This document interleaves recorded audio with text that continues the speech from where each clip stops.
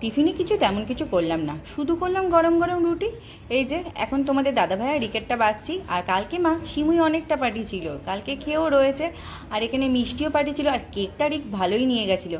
মা আবার অনেকটা কেকও পাঠিয়ে।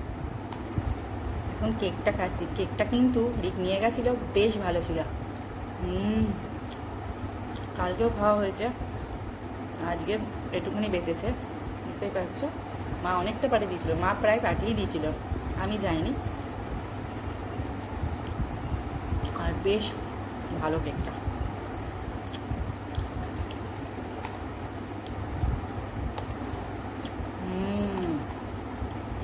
একটুখানি বাঁচলো, পুরোটা নিয়ে নিলাম।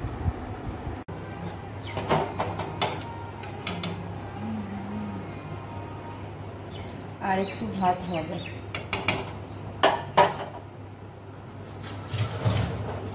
চল কি রান্না হয়েছে সেটা দেখিয়ে দিই, লাইটটা একটু ধরিয়ে দিই।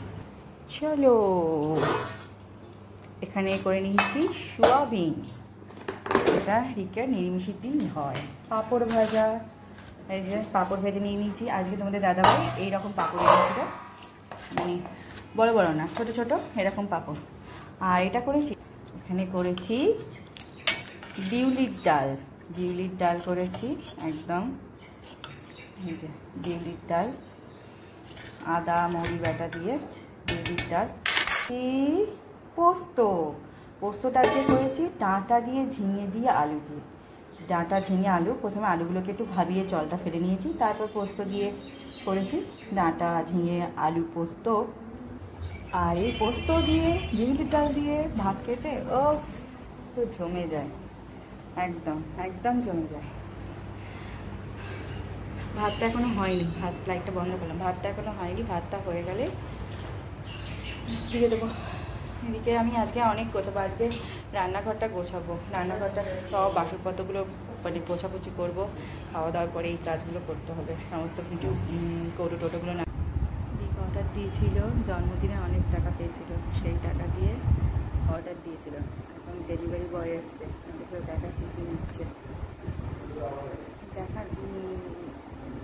দেখাই না দেখাই কী কী পয়সা, মানে কার কার পয়সা দিয়েছে সেটা বলছি তোমাদের সাথে।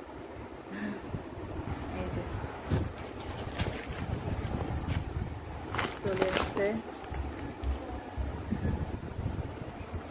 মধ্যে কী আছে ও আনবক্সিং করবে পরে। আর এটা কার কার টাকা পেয়ে কিনেছে সেটা বলছি। এটা দিদিন দিয়েছিল জন্মদিনে ১,৫০০ টাকা, মণি দিয়েছিল ৫০০ টাকা, ঠাকমা দিয়েছিল ২০০ টাকা, আর মেজো পিসি দিয়েছিল ২০০ টাকা, আর আর আমার দিদা দিয়েছিল, এই সব টাকা মোটামুটি মিলিয়ে, আর ও নিজে কিছুটা জমিয়েছিল, সেই সব টাকা মিলিয়ে এই জিনিসটা কিনলো। এটা ও পরে আনবক্স করবে, হাতে পেয়ে নিল। বাই। এখন খোলাখুলি চলছে।